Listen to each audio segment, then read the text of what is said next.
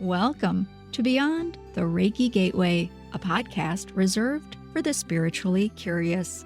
Journey further with Reiki Masters Kathleen Johnson and Andrea Kennedy through in-depth conversations, many featuring inspiring and intriguing special guests to enrich your unique spiritual progression.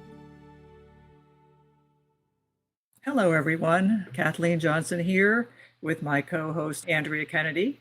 We're happy to be back in the studio today, and even more so because we have a very special guest from the UK.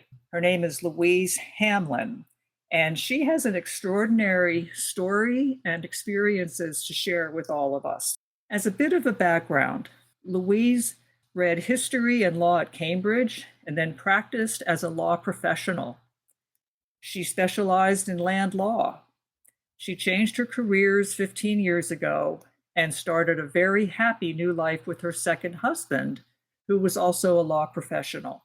She and her husband traveled extensively until he suddenly died. Louise was grief-stricken, and her grief soon was overshadowed by amazement because she realized she was receiving more and more signs from her late husband, including extraordinary texts from WhatsApp, which proved to her that spirit and love survived death. What's very interesting about this is because of Louise's background and her late husband's, in conventional careers, law professionals, she admittedly states that she's very analytical and logical, and also that neither she nor her husband had any real belief in life after death, which makes her story even more amazing than it already is. So Louise, thank you for being here today. We're very excited to talk about your experiences and, of course, the book. Thank you, Kathleen. Thank you very much. And hello to you and to Andrea. I'm delighted to be here on your podcast. We're just delighted, Louise, as well. And we really can't wait to get into this with you. Kathleen shared a little bit about your background and what was happening in your life leading up to this turning point for you. Can you talk to us a little bit more about those events with your late husband? Yes, certainly. I was a lawyer, as Kathleen has said, and so was my husband. We met in 2005. We started a relationship and we subsequently married and we started a new life together. It was very, very happy. We were both in love with each other and, life is wonderful. Sometimes I would pinch myself, think, I really am living the dream. And then we went to Zambia for a special holiday on safari. It was brilliant. We loved it. We got back. My husband started to have some symptoms, went to the doctors. Within 3 months, he was dead. He had bile duct cancer and it was stage 4 by the time it was discovered. I was distraught, deeply grieving. My husband was 71, but he was a very vigorous, strong man, and his death was completely unforeseen. So that's the background to the book. And then after he died, strange things started to happen. I didn't really believe in an afterlife, nor did he. We talked about it before he died. More and more strange things happened. I went to mediums who said more and more extraordinary things. And eventually I thought, wow, this is really happening. I am getting signs from my husband. To hear and also to read in the book about your life together, oh my goodness. I found it to be very touching how your relationship was, and I could just feel the depth of your connection with him in your life together. And I'm wondering, right after his passing, you talk about visiting mediums. Could you talk a little bit about that? And from someone with such a mainstream background, was it easy to make the decision to go to consult that first medium? That's an interesting question. I guess the thing is, I didn't believe that our spirits survive. But on the other hand, I was absolutely desperate to know that he was okay. That was my real worry. Was he okay? So cognitive dissonance here. And so I went to a medium quite soon after he had died. And this was certainly because I was just desperate. And this medium was not in tune with my husband. And it was not a very happy experience. In fact, she ended up being quite cross with me because I kept on saying, well, no, that's not right. No, no. So that was negative. But my husband was a determined man, and I can be as well. So I thought I'd try somebody else. And this was very different indeed. I just went onto the internet and I found somebody advertising who didn't live too far from where I am. So I rang her up. I said, hi, my name's Louise, and my husband died in February, and I'd really like to try and make some contact with him. She said, okay, that might be a bit too soon if he only died in February. This was about 2 months after he died. She said, but we'll see. Oh, she said, he died in the middle of February. I said, yes. Thinking, oh, how does she know that? And then she said, oh, he died on the 16th of February. And I said, well, no, he lost consciousness on the 16th, but he actually died on the 18th. And she said very firmly, no, he's telling me he died on the 16th. That's what I'm writing down. And I thought, well, I can see that from his point of view, he had died to me on the 16th. Mm-hmm. Yeah. And I thought, this is extraordinary. She didn't know my surname. She didn't know where I lived. She knew nothing about me other than that my name was Louise and my husband had died 2 months previously. So I thought, well, what are the odds of her saying, yes, he died on the 16th of February? 1 in 28, I suppose. Yes, I guess so. Yeah. So anyway, I went to see her, and it was a wonderful experience, actually, and very consoling for me. She described him very, very accurately. She described how he looked. She described his character. She said, oh, my goodness me, he doesn't have a malicious bone in his body, which was absolutely true. In fact, she became rather enamored of him, as I am, or was. She said, okay, so why is he showing me a cornflower? And she very specifically said cornflower, not flowers, but a cornflower. I knew exactly, because when we got married, Patrick had worn a cornflower in his lapel, and all the ushers had worn cornflowers. Cornflowers were the flower of our wedding. Oh, And so I thought, again, that was really impressive that she yes. homed in on that one specific flower. Then she said, he's pointing to his feet and he's wearing slippers and he's laughing. Why is he doing that? Well, again, I knew, because after he died, his body went to the funeral directors, and at the time he was wearing pajamas.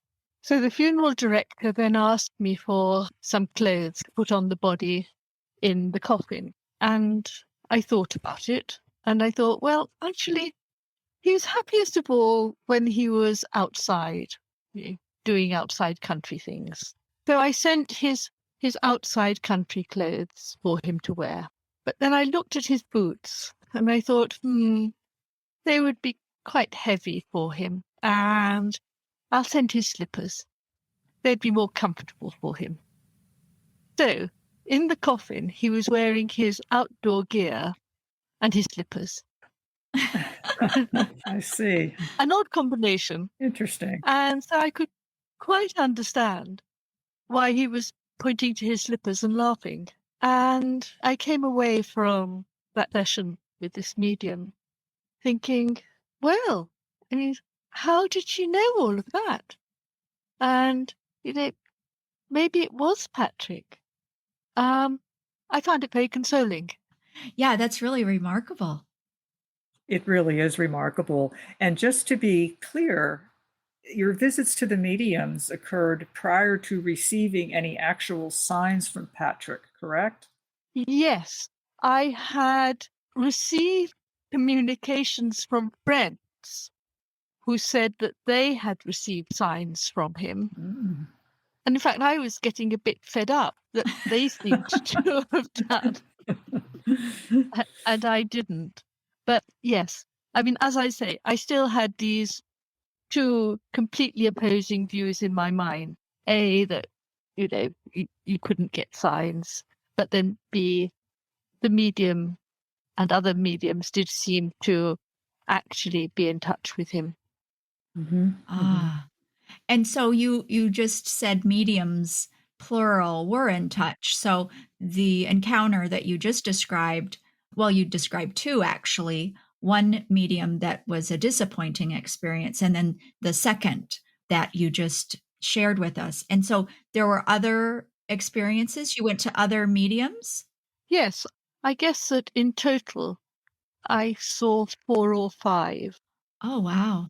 Well, I was very, very keen to keep Yes. on communicating with him. And I think of that, say 5, I think it was. 2 didn't seem to be on the right wavelength, but 3 were. And 3 said things which they couldn't have made up and they couldn't have guessed. Right.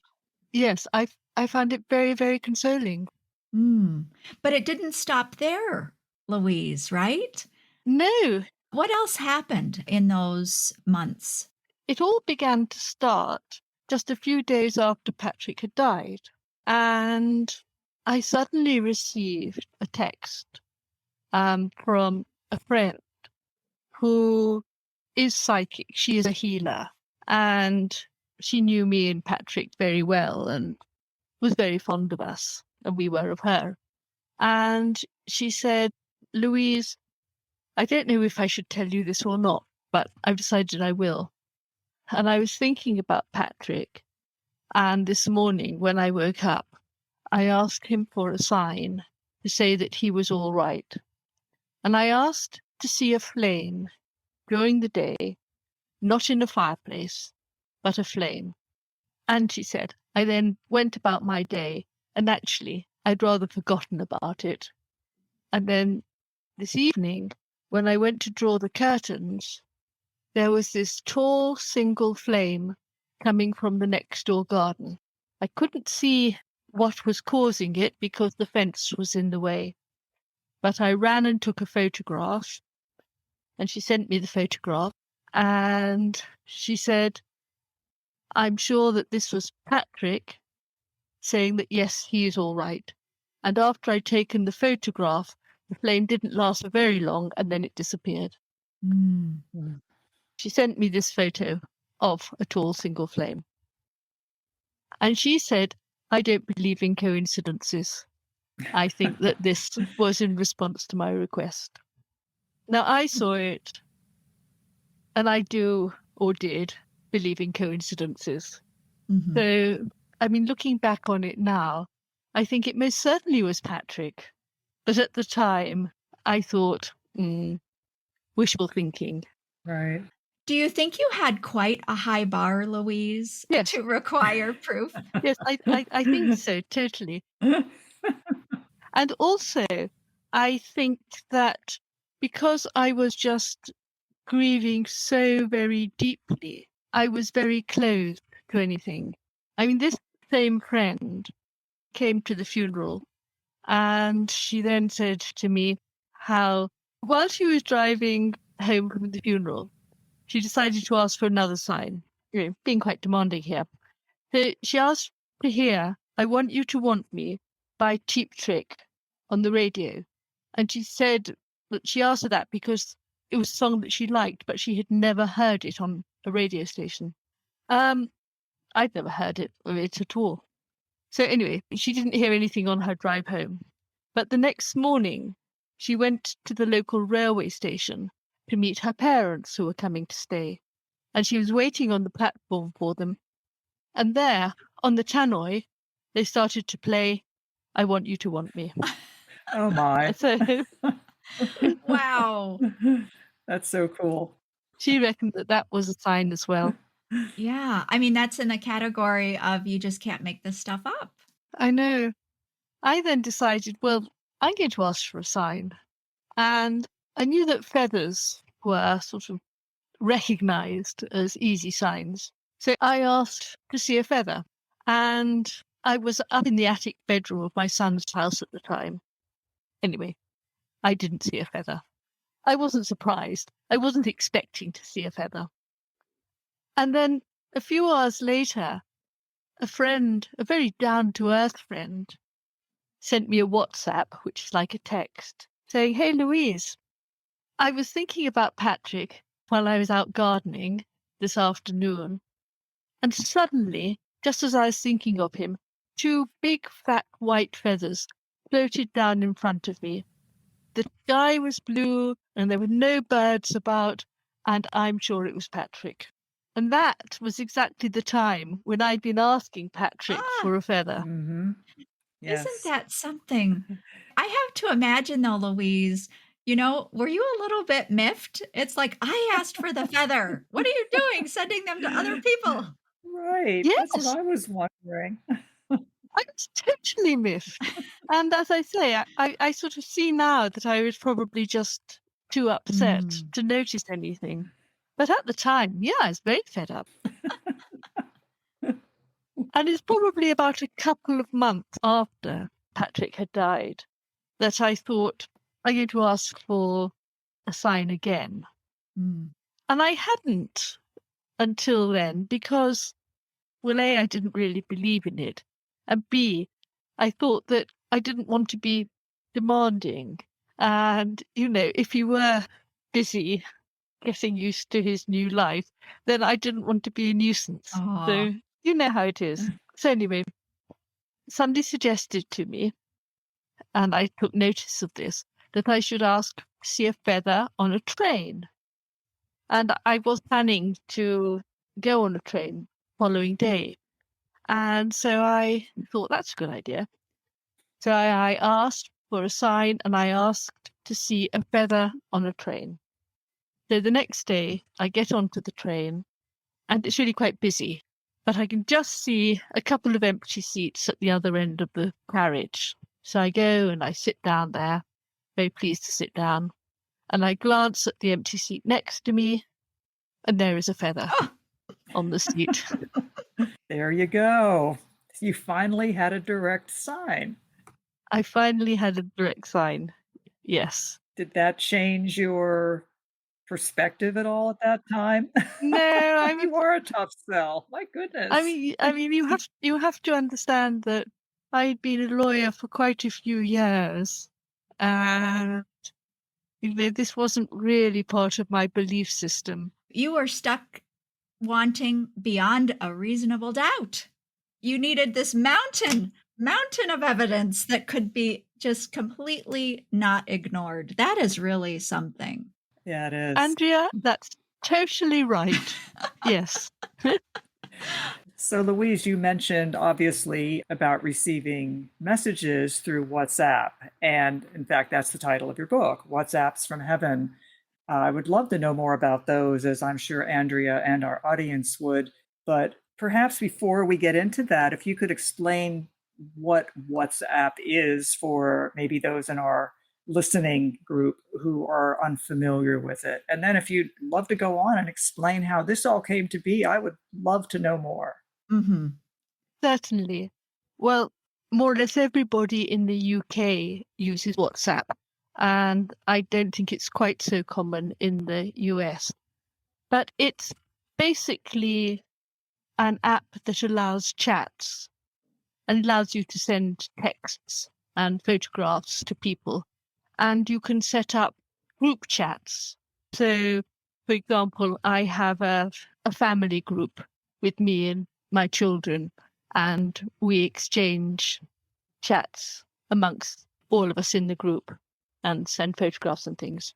So what happened was, and this was in June, so just a few months after Patrick had died, I left my phone in the kitchen and I went outside. The house was locked and there was no radio on, so there was no sound at all. There was nobody in the house. After, I don't know, an hour or so, I went back in and I picked up my phone and I found that the phone had opened itself on the WhatsApp app and had typed a whole lot of words in the message box ready to send to Maria. Now, I should explain that Maria was the third medium whom I had seen, and Maria had seemed to have a very, very close connection to Patrick, and he had sent her orbs of light and all sorts of things. So anyway, so I looked at this, and it went on and on and on, and some of the words were proper words, and other words weren't. I couldn't make head or tail of it. I was about to delete it all, and then I thought, I don't know, this is so strange, and I can't see how this has happened. I'll send it to Maria, and I'll ask her what she thinks. I sent it to Maria, saying, Maria, I found this on my phone. I didn't do it. What do you think? And she looked at it, and she replied, I've no idea. No idea at all what it is. Said, it could be Patrick, but I don't know. The next day, she sent me a WhatsApp, and she said, Louise, I've just picked up my phone, and I've found a whole lot of stuff in the message box ready to send to you. And it was shorter. There was still some gibberish in it, but amongst the gibberish, it said 3 times, darling, it's me. Ooh. Patrick always used to call me darling. It also said, yes, Valentine's Day and lilies. I thought, wow. Maria said, I did not type this. And thereafter, there were quite a few sort of WhatsApps that she found on her phone and that she sent to me. And I mean, I found that the hairs on the back of my neck, were lifting when I read this. But though I was sort of 99% confident that Maria wasn't making it up, because Maria seemed a very nice, normal woman, and I couldn't see why she was trying to trick me. But of course, there was that 1% which thought, maybe for whatever reason, she's just pretending. We then come to the 6th of August, which was Patrick's daughter's birthday. I was out walking on Tooting Common in London with my dog. I had the phone in my pocket. When I got back, I pulled the phone from my pocket, and my phone told me that I had created 2 WhatsApp groups, like 2 group chats. And one WhatsApp group was called Hamlin, and one Hamlin Family. And one consisted of Patrick and me, and one consisted of Patrick, his daughter, and me. And I stared at my phone, and apparently I'd created both these groups at 11:06 a.m. And I stared at my phone because I knew at 11:06 a.m. I'd been walking on the common with the phone in my pocket. And I couldn't find any rational explanation for this at all. And I stared and stared. And I thought, well, I know that I didn't do this. In fact, I wouldn't have known how to create a WhatsApp group at the time. I know I didn't. It says it's my phone that did it. And that then convinced me that Patrick was able to manipulate WhatsApp and had been getting better and better at it. I would say so. And had then finally sent me these 2 WhatsApp groups to say, for goodness sake, I'm here. Yes. Believe me, I'm here. And was that it? Did you then believe it? Yes. Okay. Okay. And that made me then realize that spirit does survive bodily death. And that is extraordinary. Well, I find it extraordinary and wonderful and consoling. And it completely revolutionized how I see life and death. Louise, I wanted to ask you, you were very grief stricken and struggled according to your story in the book. And I would imagine the ups and downs of that, receiving a sign, perhaps elation, and then no communication for a while or doubting, maybe that would have helped bring you down. All the while, you're going through the grief process. So I'm wondering how the two went together for you. Can you talk a little bit about that? Yeah, sure. Let me begin by saying I was totally devastated by Patrick's death and totally incapacitated. I felt that I'd lost half of myself. I felt that I was a amorphous blob just with churning water inside. For a long time, I couldn't really do anything because I just was so deeply grieving. When the sign started to come, and when the mediums said things which really resonated with me, I did find that I could grab hold of little tiny bits of hope. But as you so rightly said, Andrea, the hope was never really long lasting until I saw these WhatsApp groups at the beginning of August. And that then convinced me. And a lot of signs carried on coming. And I welcomed them with open arms. I was just delighted to know that Patrick was still around, was still concerned about me, and was still loving me. As you said earlier, Patrick is a very determined individual. He did not give up. If my calculations are correct, it was almost 6 months before you finally said, well, I guess this is real, right? After his passing. Patrick was an alpha male, and he was a barrister, and he wouldn't give up. Clearly. And he didn't give up. And aren't you glad he didn't? Yeah. I'm so glad for your sake that he did not. I'm delighted. It's wonderful. I'm absolutely delighted. So would you agree then that your pursuit of signs and all that came from that and the visits to the mediums all were really part of your healing then after the loss of Patrick? It was an integral part of your healing? Oh, totally. I found various things helped. I found meditation helped a lot. In fact, it was only really meditation that could still the churning waters inside me. I also read in books that if you meditate, then it raises your vibrations so that you're more open to spirit communication. I have no idea what that means, but I thought, well, sounds good. I'll try it anyway. And meditation certainly worked for me. So I did a lot of meditation. And the other thing that really worked for me was just living in the moment. And of course, there are lots of books for people who say you should live in the moment. And of course, that's jolly difficult to do. But it was the way that I could survive. Because I found that looking back was too upsetting because it made me realize what I'd lost. Looking forward was too scary. It was too frightening. The idea of a future without Patrick just seemed, far too difficult. But I found that if I divided the day and thought, okay, I've just got to get through this morning, then I could do it. And so that was what I did.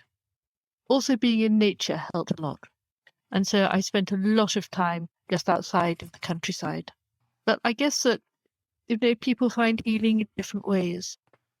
I also went to see some healers, people that I found. Mhm. And I just went and I had sessions of Reiki, for example. And there's something quite strange.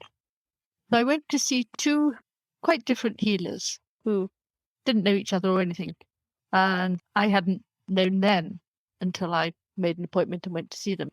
The first one said, "Did you like art?"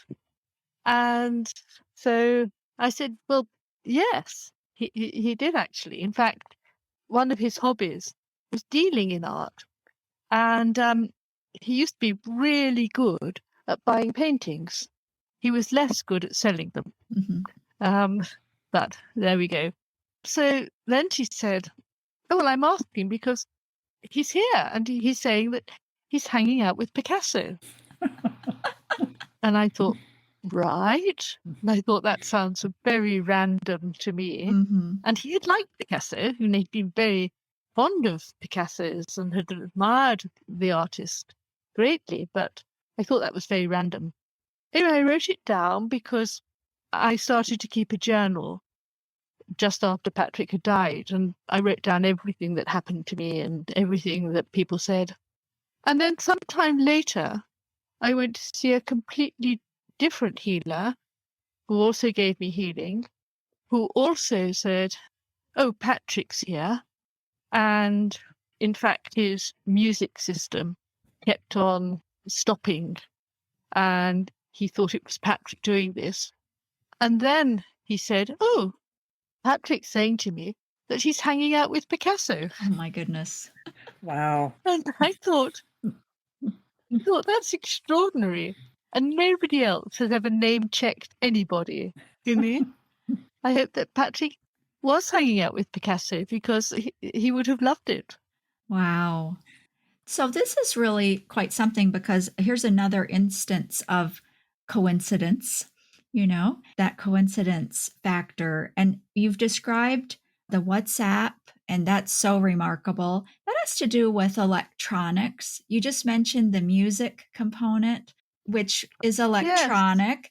And so are there other instances of signs coming through electronically? yes. I mean, the WhatsApps carried on Hmm. and have carried on. And they carried on after I'd written the book as well. Um, Other electronic signs, lights going on and off. I'd quite often find a light going on or off. And again, because I'm sort of a skeptical individual, I didn't always assign it to Patrick. But there were a couple of occasions when I just felt confident that it was Patrick. I can remember one instance when I was in the sitting room, a long way from any light switches. I was thinking of Patrick and I was thinking, "Oh, why did you have to die?" And the light suddenly came on. And I thought, okay, that's you saying, "Look, I haven't died. I'm still around, for goodness sake." Yeah. Right. And another time as well, lights came on when I'm just sure it was because I was thinking of him Mm. and wanting a sign from him.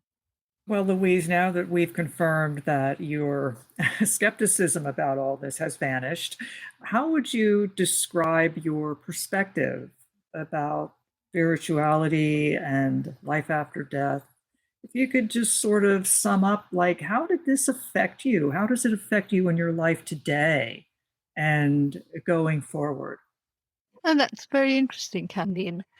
Well, it has changed my worldview, and I now believe that we spend time on this earth in a physical body, and then we go on to an afterlife, and our essential spirit survives.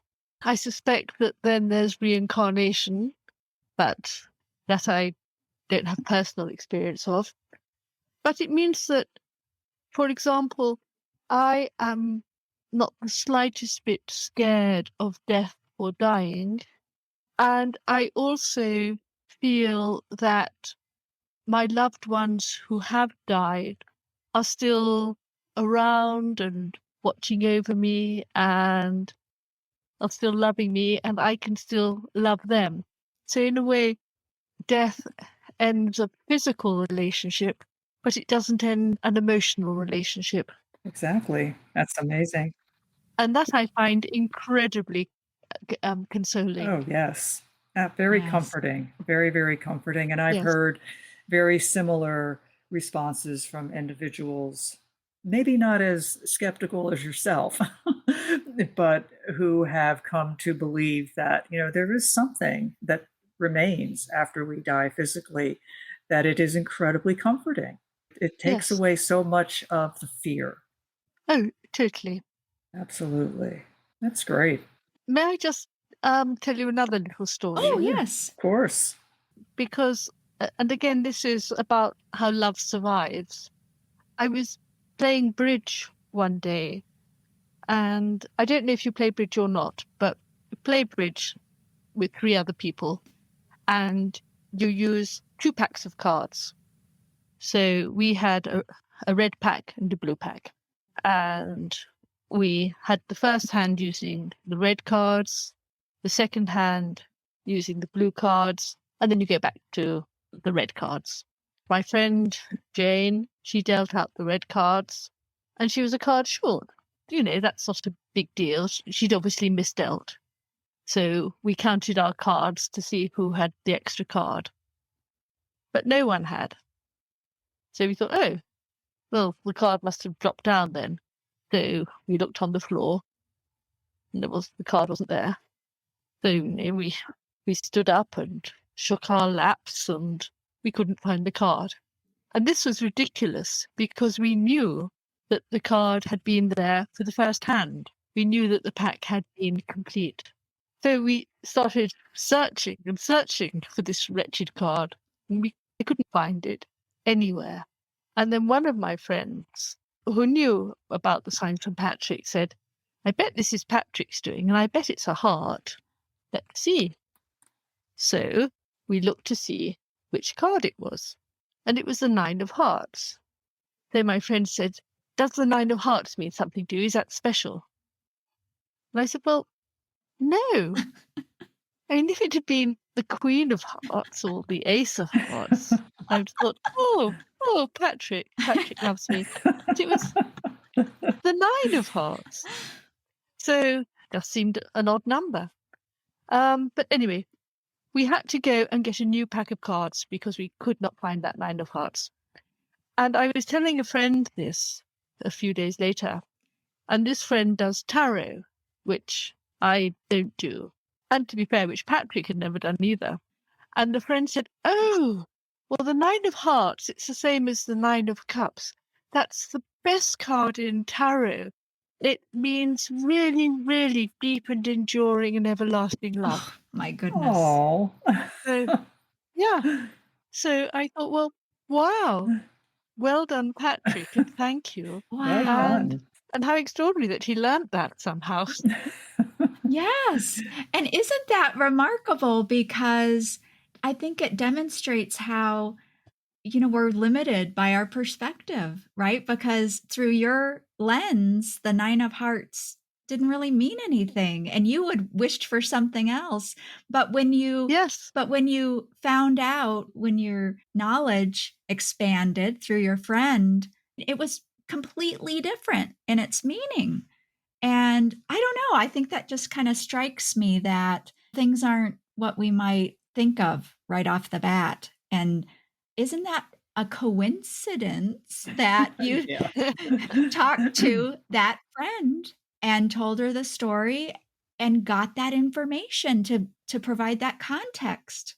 True. Andrea, that's exactly what I was going to say, that it just so happened that Louise, you had spoken to this friend who just happened to know tarot, who was then able to explain the meaning. And I just find that all so interesting, and how everything is so connected. I mean, just listening to your story and your experiences, it just strikes me anew how we all are all just part of this beautiful choreography in the universe, and how Patrick was able to communicate with your friends. Because my sense, and this is only my interpretation, is that he knew you were still really resistant to all this. So he was just kind of burrowing his way in, figuring he's going to wear you down eventually. And that's exactly what happened. But the way he went about it is so remarkable, involving your friends and then dipping the toe in the water with you. And then, okay, maybe I have to go back to her friends again. But he never, ever gave up. And according to what you said earlier, the messages are still coming, correct? Yes, I mean, much less frequently now, but still occasionally. Mm-hmm. And I think that they're coming less frequently now because now I know. Mm-hmm. Right. I know for sure. And that's lovely, absolutely lovely. And I talk to him and I still ask his advice because then I know what he would say. The last WhatsApp he sent, and I don't talk about this in the book because it happened after I'd written the book, but the last WhatsApp said, amongst other things, "I can hear you, darling. Please hear me." Oh my goodness. Wow. That's just so beautiful. And so it's lovely. It means that I'm not mad when I talk to him. No, and he's gotten so proficient with the typing. He really has. I'm very impressed. I mean, in fact, the "please hear me," there was an M instead of an L in please. But otherwise, yeah, it was sort of "please hear me." But I knew it was meant to be "please hear me." Oh, well, yes. But "I can hear, darling" was absolutely accurate. Well, the L and the M are very close on the keyboard. Yes, yes, they are. Isn't that something? Wow, I'm just wowed. Okay, so Kathleen, you had mentioned how he went through the friends and the other people. And I have a sense too that, of course, there are reasons for everything, but with the involvement of witnesses, it would make it, again, here we go back with the legal terminology, witnesses to the communication would make it harder for Louise to deny these things. And also, it would help perhaps her connect, right, Louise, with other people because you were grieving.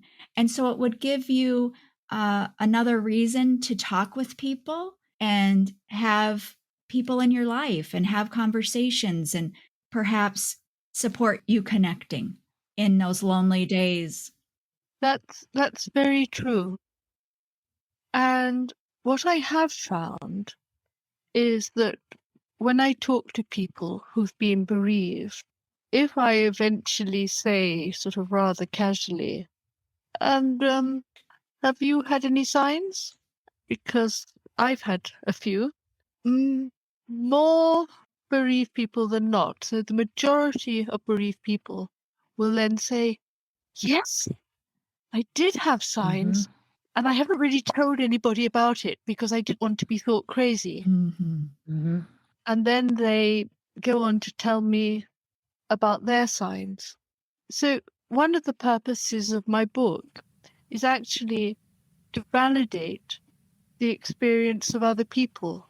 And if people are bereaved and think they've had signs, but they're not sure if it's possible, or they don't tell anybody because they'll be thought crazy, then I hope that my book will reassure them that actually we do get signs from the afterlife Mm. and you're not crazy. Right. That's wonderful. Yeah. I mean, there are so many reasons for this happening that we can only speculate about.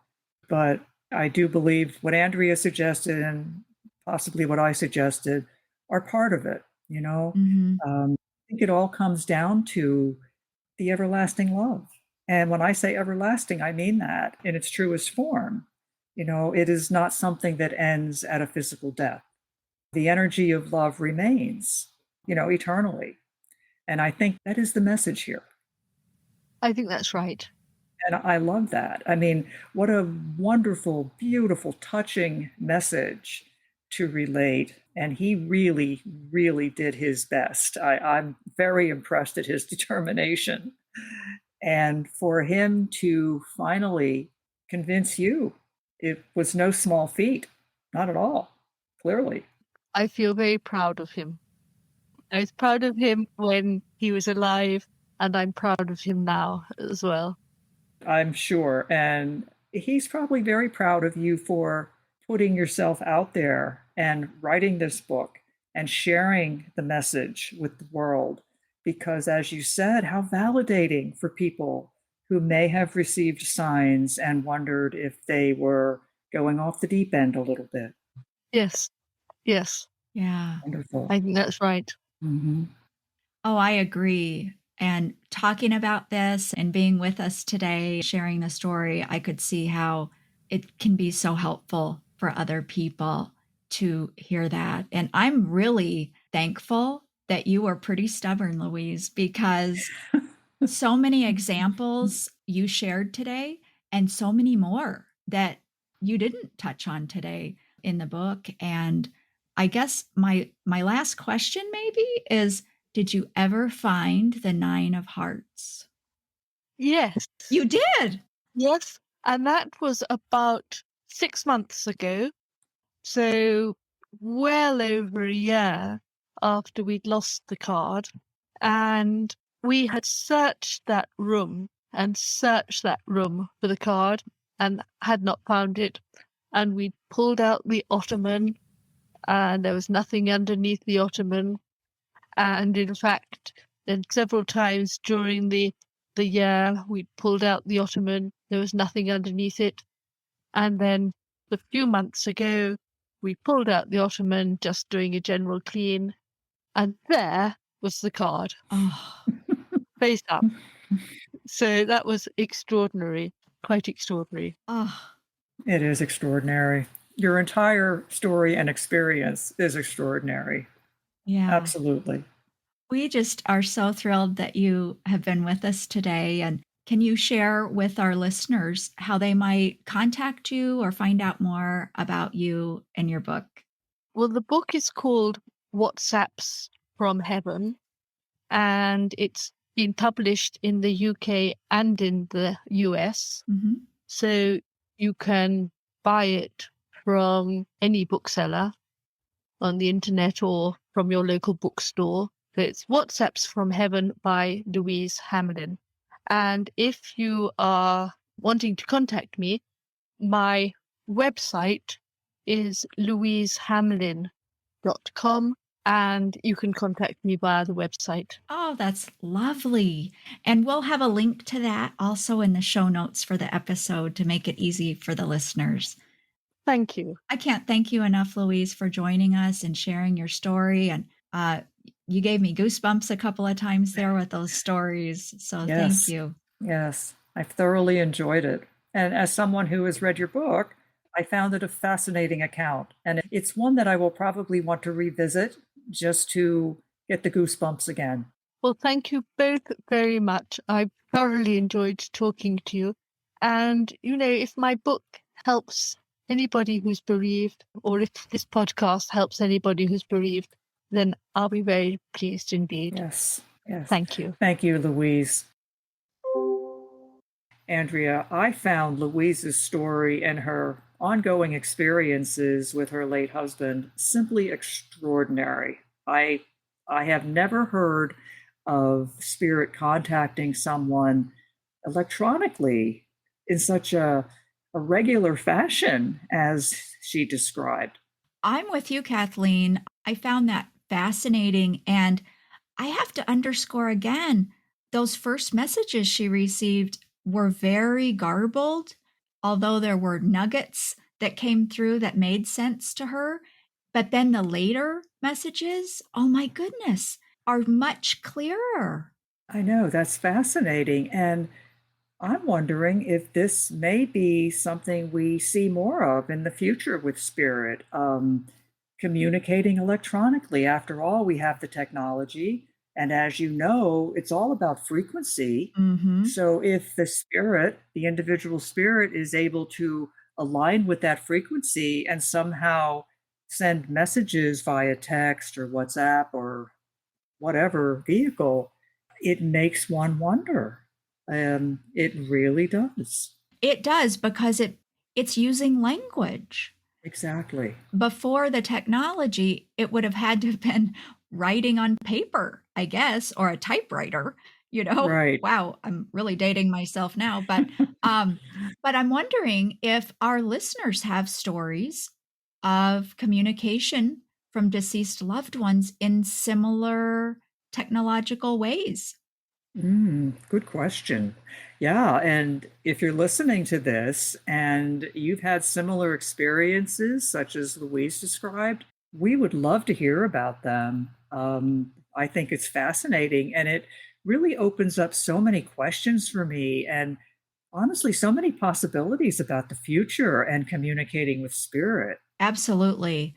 So send us an email if you have something to share, info@thereikigateway.com, or you can just go to our website and contact us through there, beyondthereikigateway.com. We thank you again for joining us.